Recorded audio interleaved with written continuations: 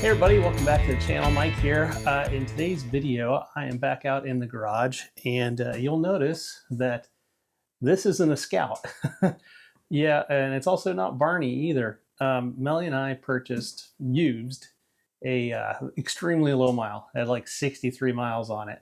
2023 Royal Enfield Classic 350 with the 350J series engine. It's a single. It's not really going to be a whole project series. What this video is actually about is when we bought the bike, I had no way to carry anything, and Melly and I bought this as a family bike.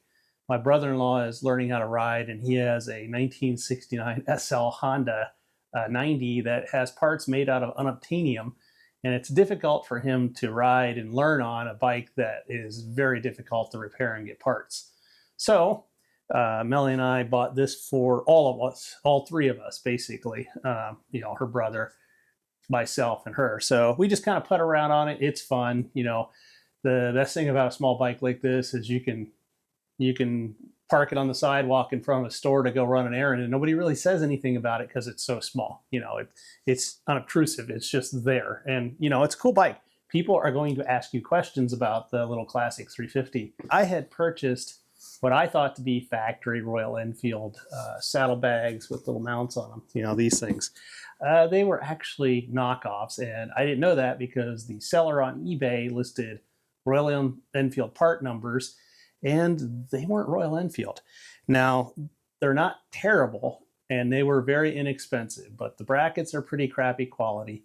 They're not actually water resistant or waterproof in any way, even though it kind of has a, it's got a roll flap in it here, kind of like a wet bag for a kayak.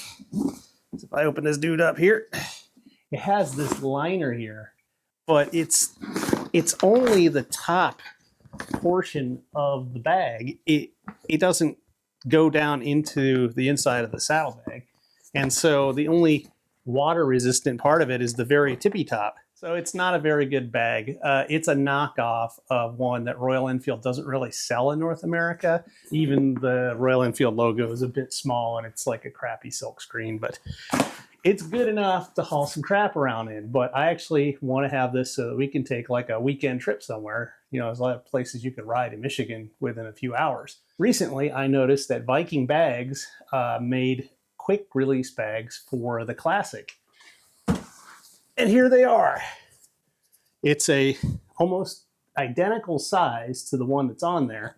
It's got Molly straps or Molly straps on it, so you can lash stuff to the outside. It's got like a rigid reinforcement, and it's quick release. This is all an aluminum plate here that's bolted to another one, you know, so it's extremely rigid. I mean, it'll hold a lot of weight. You got a nice handle on it. And the other thing that is very cool is you get a complete waterproof liner, and the inside is lined to be water resistant, and it locks. So you can lock it to the bike, or you can take it off quickly with a quick release. And you know, you get the left and right. They are sold separately. You do a left and right saddlebag, and between that and a little tail bag, you got enough to take a week's trip on the little Classic 350. So today we're going to install these, and it should be pretty easy because it's only 3 bolts. Let's get started. The thing about this install is this very, you know, small. It's well made. It's well welded. There's no slag on it. It's powder coated. You got these stainless spools on it. This is what engages the quick release system on the Viking bag. I didn't much care for Viking bags in the past because when I looked at them for my Indian Scout, the quality was not great, and they had these weird looking dog bone mounts that were pretty flimsy. The bags themselves always seemed pretty good, but the hardware was not great. This is different. This is like a game changer. This piece of hardware makes their bags infinitely more usable. And the fact that it's quick release, and this is all you'll see on the bike when it's done, it's a lot more compact than the mounts that are currently on it. Like I said, the welds are really good. It's got a good quality, like a satin textured powder coat on it. And it only bolts on with 3 bolts. See? I'm going to make one note here, and it should say this on the Viking Bags website, is that you have to have the passenger pillion seat, because underneath this there is a frame that this guy will mount to on these 2 upper bolts. And there is a taper. So you do want to download the instructions. The instructions are not included because, you know, you may buy one bag, you may buy them both. They sell them individually. Remember that. They're not sold as pairs. So you'll have to download the instructions. It's just a PDF file. And honestly, you only need 1 page from it that shows the exploded parts diagram of the spacers and washers and which go where. Because while these 2 bolts are the same size, there's 2 different spacers because the pillion seat has a taper to it.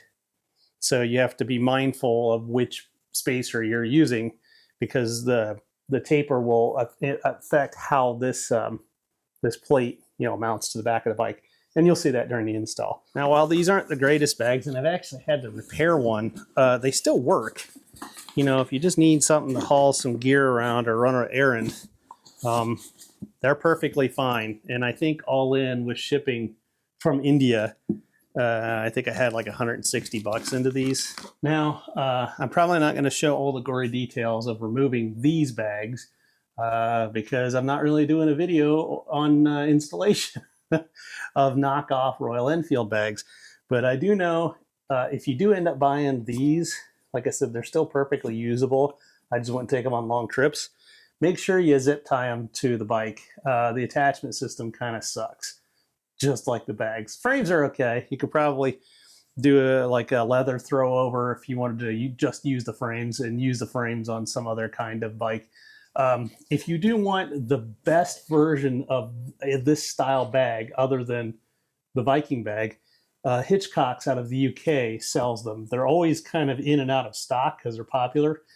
They sell a much better frame, a much better bag, better quality, better buckles. Everything's better about it.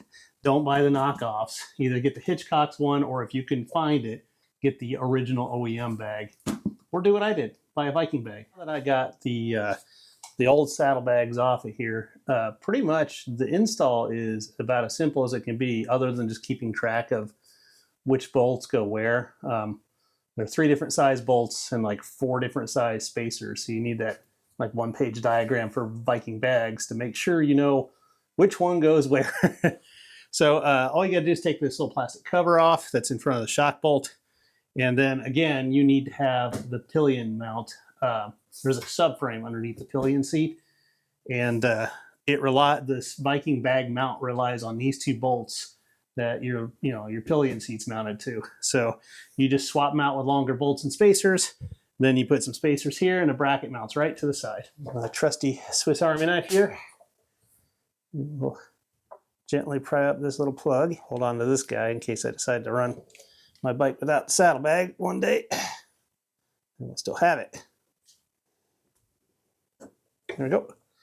So that guy comes out. You only need 2 tools here. You're gonna need a 12mm socket, and then you're gonna need a 5mm Allen driver, and then just patience. Maybe a little thread locker. Ain't a bad idea. Extract this bolt here. There's no nut on the back of it, so it goes into something threaded. That bolt comes off. That's your 12. Hold on to the hardware, because if you ever take the Viking bag back off, decide not to use it, well, you'll need them as spares, right?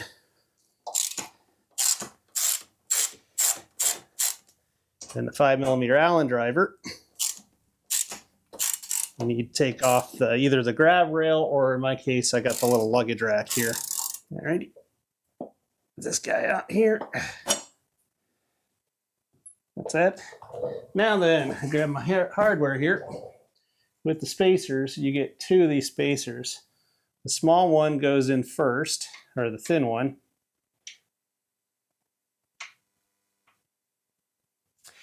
Well, I guess it doesn't go in first because it's too big. So I ran into a little bit of a problem. the order of operation here, as far as what the instructions say, is that I'm supposed to use this spacer should go in to this hole first, followed by this one. There's a problem with both of these spacers. They're too big in diameter. The outer diameter is too big to fit in here. And it's not bent or anything, and it doesn't appear to have an excessive powder coat. Now, I could beat these on with a hammer, but then I can't ever take it back apart. Just so happens in my stash of stuff, I have some other, steel spacers that are exactly the same, same height, just not the same diameter. So what I'll do is I'll put these in first and then put the bigger one on the outside so that it clears, and then it should work fine. So that's a problem, Viking Bags. Your included hardware doesn't fit. So yeah, I thought I was going to get away with not having to deal with hardware issues with Viking Bags, but I guess that's not true. I'm going to goop up the end of this guy with a little bit of thread locker on a stick. Boop. That's all it needs. Then put this dude in like so. This is the longest bolt. You got the washer, a little washer. Scooch my thread locker around. It goes through that hole. Then the flat washer, which in the diagram in the instructions shows goes in first, is not going on first. It's going on last, and my smaller diameter steel spacer is going on next. Now, it will fit. So I'll just do this up by hand.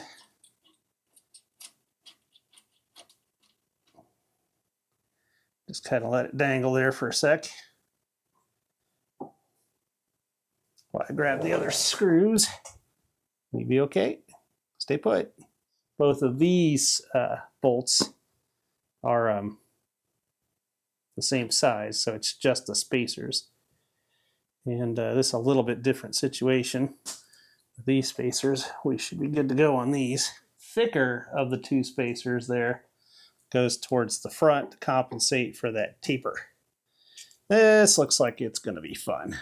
Everything kind of moves around on you when it's all loose. Probably going to have to loosen up the other side a bit. It's a bit of a faff, I can tell you that, as they say.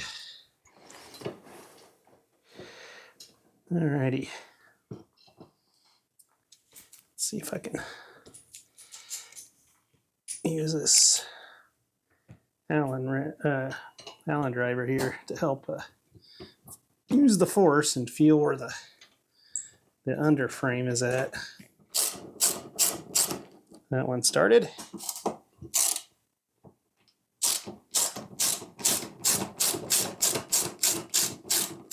There we go.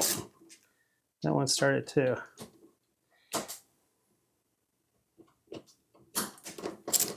So until I get the other side bolted up, I'm going to leave that loose for now. Alrighty, I get my hardware prepped here. Get my thread locker on. I do like the Loctite on the glue stick. Got my bolts prepped. I got to finish taking that other stuff out. So back to my 12 mil. Take this nut out here. So now that I got my stuff all prepped, I need the long bolt. Goes through, followed by the big spacer, followed by my spacer. Put that into that hole. Once you get them going, it's not too bad. So let me finish tightening up the back ones because you really can't see them from that camera angle, and then I'll show you the rest. There's a torque spec for this somewhere, but I'm just doing the German spec of Guten Tight, and I'm sure it'll be fine. I don't want to make it too Guten tight because it'll strip-o-matic. Let it suck. Which is why I'm using this shorty ratchet, so I can't overdo it. All right, that's installed. And when the bag's not on the bike, that looks pretty darn good, I think. The finish on it closely resembles the one that's on the factory little luggage rack in the back. Let's get the bag mounted up, see what it looks like, because the install is pretty much done for the hardware. You are going to need to find a smaller diameter version of this spacer. Still needs to be that thick, but a smaller diameter. So you can see why I had to find a spacer that has smaller diameter, because again, that dude will not fit inside the frame where it has to go. I mean, I had that one laying around, but you could probably find, it's just a galvanized steel standoff or spacer. You can find that at like Ace Hardware, any hardware store, so shouldn't be a big deal. But hey, Viking Bags, need to resolve this, because you're gonna have people that are gonna have issues. Other than the little hiccup with the that spacer, it was a super easy install. So let's mount this puppy on there. Me don't really need this right now. So there's a key that comes with it. I could lock it to the bike. I don't think I'm going to at this moment. Man, there's all kinds of stuff in here. There's little pockets, little organizers. You have yet another kind of rain fly that's internal. Let me see if you can see this. Can you see it? Not sure, but that's where the key lock is. To mount this, I'm going to take this little quick release and kind of get it out of my way there. And then it should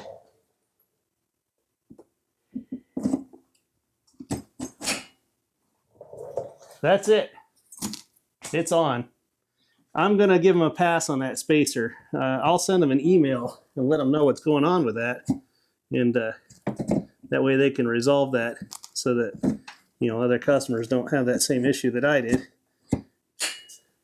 And I noticed that the spools, the slots in the mounting hardware, slot backwards and down. So it wants to go this way. But that's pretty slick, man. So you get a better view this way. See, that's your lock, and then that prevents the mechanism to release the quick release from functioning. So if you want to take it off, you know, you can undo that. Keeps people from swiping them if you want to leave them on the bike. I mean, it doesn't lock the lid. I think there is actually a different version of this bag. You know, it's more like a rigid leather bag. You do have a little top, you know, storage bin here. While I got you in this view, so the way this works is after you've locked it up and you want to check this out. So this is kind of like the top sleeve, almost like a kayak dry bag. This is the money here. So inside here, you've got a little, you know, padded divider. And inside that padded divider, you could fit, you know, probably fit a laptop or a PDA. And you have this padded material that keeps them separated and it doesn't get banged around. Now you can put shoes in there, you know, it's pretty deep. And so the way this works is, you know, this is like your dry bag and all the seams are taped up and sealed. And then this is weather resistant, and it's got a shell underneath the fabric outside. So you feed this guy inside. And then what you do is, you know, once you got it arranged, you attach the Velcro around the outer edge here, you know, push internally down inside the bag. Then when you got it where you want it, what you can do is you can roll this up and then clip it together like a dry bag for a kayak, you know. And the lid goes down. This guy clips up, and then all your stuff stays dry in there. And then again, you still got the Melly straps. And they give you extra straps, so you can lash all kinds of stuff down to this. It's a really good system. Again, the only thing that I found a fault with was that spacer, but it went on super easy otherwise. I would probably just take the whole bag into a cabin or a hotel or into my tent instead of messing around with taking the liner in and out all the time. And I'd probably, for me personally, I'd probably only do this liner when I'm going on a long trip and I know I might get in rain. Because it's a, you know, I don't see you taking this in and out constantly. And also, you know, you might mess up the taped, you know, the sealed seams on the bag. But that's like a proper dry bag, you know. What Viking Bags says on their website is it's water resistant, right? So they're not claiming it's waterproof. But man, it's going to be pretty damn good, I got to tell you. Like I said, for most normal around the town, I'll just push this top flap inside, and then, you know, boom, you're done, all locked up, ready to roll. That is pretty neat. I like it. In addition to these Melly straps and webbing, Viking gives you like a ton of tie downs. I mean, this was just from one bag. So I have like multiple sets of tie downs with these hooks, and they hook right into the Melly system. You can put tent rolls on here, you can put tool rolls, you can put that on that strap. There's other webbing straps that are on the sides. You know, you can hook it in on the side. They give you where is it? Let me find one. They give you strap management. You get the little elastic. On these, you have little Velcros where you can take and wind up your excess so the straps aren't flapping in the wind. It's pretty well thought out. You got all kinds of extra loops here to tie down all kinds of gear. I mean, you could pile another bag on top of this that's not necessarily designed to be a saddle bag, like Biltwell has the X-Fill bags. Well, you can use these straps along with the Melly system, and then the X-Fill has Melly straps on it too. And yeah, I mean, you could pack probably a week or two's worth of stuff on this bike and go out on a big long trip on a little tiny 350. That'd be pretty sweet. I was just looking for a better bag. You can tighten this if you got a lot in your saddlebag to give you some compression. If you don't have a bunch of stuff on there, well, you got strap management, as it were. You could just roll that dudester up there, and then you know, flip the Velcro around, and boom, that's it. Your excess is held at bay, and your straps aren't flapping around in the breeze. So that's it. They're all mounted up. They look really good. They seem to be built well. We will see how well they last over time. Coolest feature of all on these bad boys, you can just pop them right off with a quick release, and then you can put them right back on. Easy peasy lemon squeezy. Boom. Take them off when you get to your destination, and when they're off, when you got them off the bike, that's all that's there. You don't have some big frame. You ride two up, you know, your passenger's leg doesn't get in the way of all this stuff. These little spools look nice. You know, it's a nice piece of kit. Even if you don't have the accessory little luggage rack there, you know, typically if you got the pillion seat on the classics, you have the little loop there. This still works with it, but you have to have the pillion seat. Well, you know what they say, you get what you pay for. And at 189 bucks a piece, they're not the cheapest saddlebags out there, but they are worlds better than the cheap eBay ones that were knockoffs of the Royal Enfield ones that I had on here. The mounts are better, the hardware is better, the bags are infinitely better. I think it's a good value for the money that you're paying. They seem to be well made, and with the water resistant liner in there, I don't see why you couldn't ride this, you know, cross country. Certainly you can strap all your gear to it. You know, you can get, I've got another Viking bag that has, it's just a backpack with Melly straps on it. And I can lay it across here, strap it down, put tent rolls on here, sleeping bag. You can go, you know, backpacking with it. You can strap a ton of stuff all on your bike and take a little adventure with your little classic 350. So I know this isn't my normal content. You know, I should be working on Barney over there, but I'm not. And one of the reasons I'm not is that we had a basement flood about 2 months ago. And all of the crap that was in the basement that didn't get destroyed is now burying all my bikes alive, plus all my tools. And this little guy is towards the end of the garage door, along with the Himalayans. So I can get him out, but my wife's Speedmaster and my Scout are kind of trapped in the garage right now, which is why I was kind of thinking about maybe taking a trip at some point in time with his bike. Because it's a lot of fun to ride, even though it's pretty underpowered, 20 horsepower. I don't know if we're going to have a bunch of content on this bike or not. I've already worked on the bike. I've done some mods to it.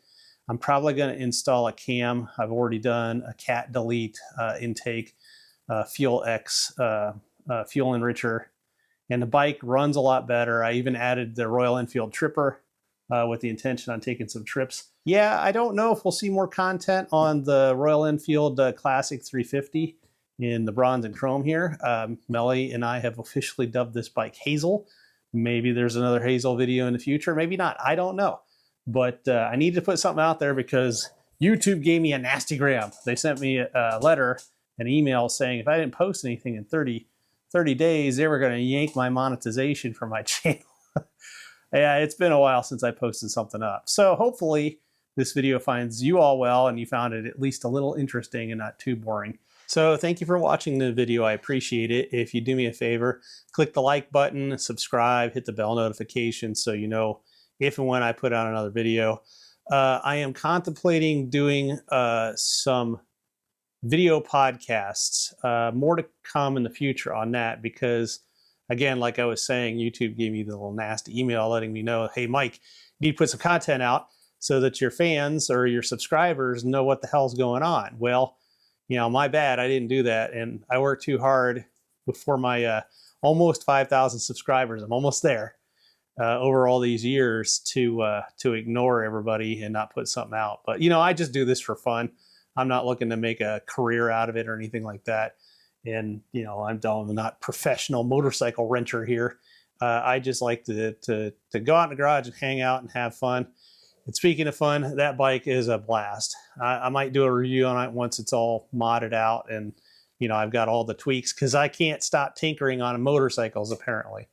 Anyhow, once again, thanks for watching. I appreciate it. Until I see everybody next time, ride safe.